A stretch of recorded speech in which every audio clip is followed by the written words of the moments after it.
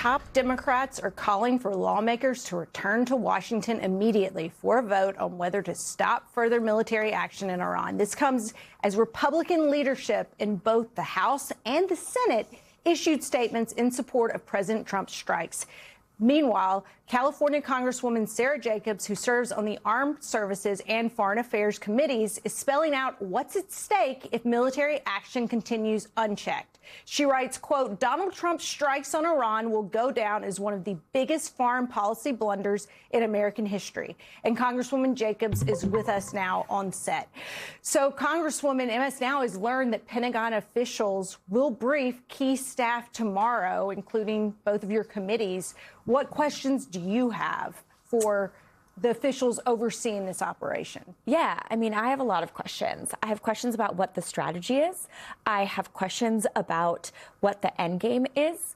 I have questions about, do they plan on committing American troops on the ground? What do they hope is going to happen? From what I can tell, they have no answers yet on what a strategy is, on, whether or not they have a real end game on what will happen next. And that's really concerning. Congresswoman, I want to ask you about something that your colleagues on the Foreign Affairs Committee, your Republican colleagues on the Foreign Affairs Committee, posted on Twitter. They posted this image tonight of Trump. I think we can pull it up. But it says, President Trump is ending the forever war that Iran has waged against America for the last 47 years. That is a hell of a pretzel to twist yourself in. What is your response to that message? Yeah, I mean, it is completely ridiculous, right? First of all, it makes no sense. Second of all, actually, this 47-year war that they're talking about, let's talk about how it started. It started in a large part because the United States went into Iran and did a regime change operation.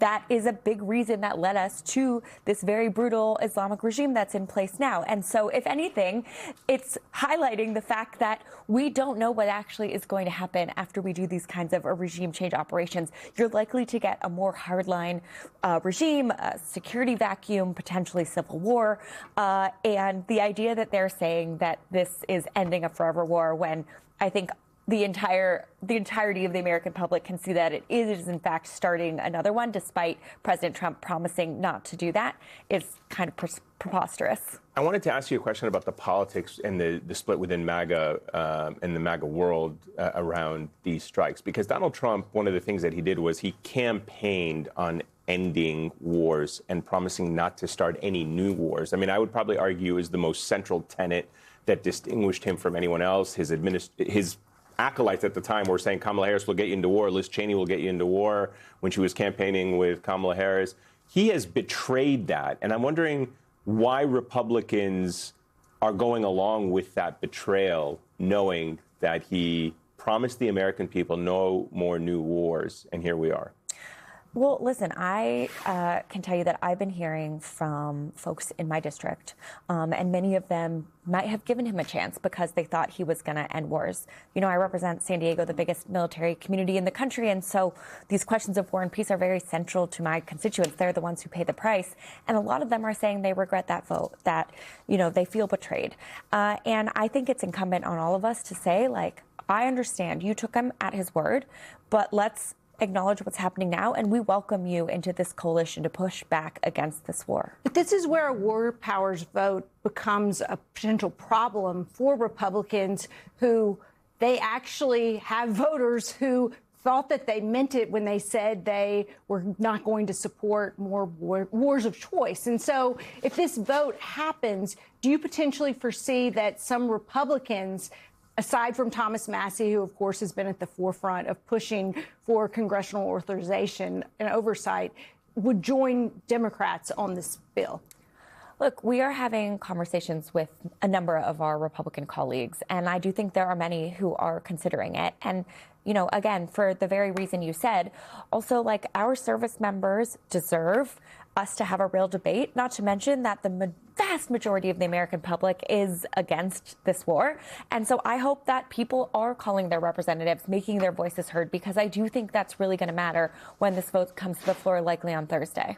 Do you think that these strikes should add to Democrats' resolve to investigate Donald Trump's ties financial ties, I should say, in the Middle East. I mean, part of the reason I ask is that Qatar, the UAE, Saudi Arabia, they all have financial ties with the Trumps and or Jared Kushner. From the Qatar plane gift to Trump to the UAE announcing a $2 billion investment in the crypto venture founded by the Trump family and advisor Steve Witkoff. It feels like this is an opportunity to follow the money. There is a lot of very rigorous oversight that we need to do in addition to the war powers vote. And even the fact that we are questioning, did Donald Trump make this decision in the interest of U.S. national security, or did he make this decision in the interest of his own family's business interests, should be enough that we should all be very, very concerned about these business dealings that he's doing, because we should know without a doubt that our commander-in-chief, our president, even if we disagree with the decision, is making decisions solely about whether or not this is in the U.S.'s national interest. And frankly, I've yet to hear him articulate why this was so important to U.S. national security. But let me just follow up on that and ask you about the Israeli perspective in this, because Israel was the only country who participated in this militarily. And is there anything to be looked at there as to why the United States is going at this operation with the Israelis alone? I mean, we had Suzanne Maloney on from Brookings earlier, and she said she was somewhat suspicious of the Washington Post reporting this evening that suggested Saudi Arabia and Israel were pushing this war, and said Israel made it very clear why they want this war, the Saudis less so. Look, my family lives in Tel Aviv. My aunt and uncle and cousin literally are texting me from the bomb shelter. So, I take Israel's security very seriously. It's literally my family. And Bibi Netanyahu has literally been trying to get presidents from both parties to do a regime change operation in Iran with him for decades. Donald Trump is just the first one stupid enough to actually do it.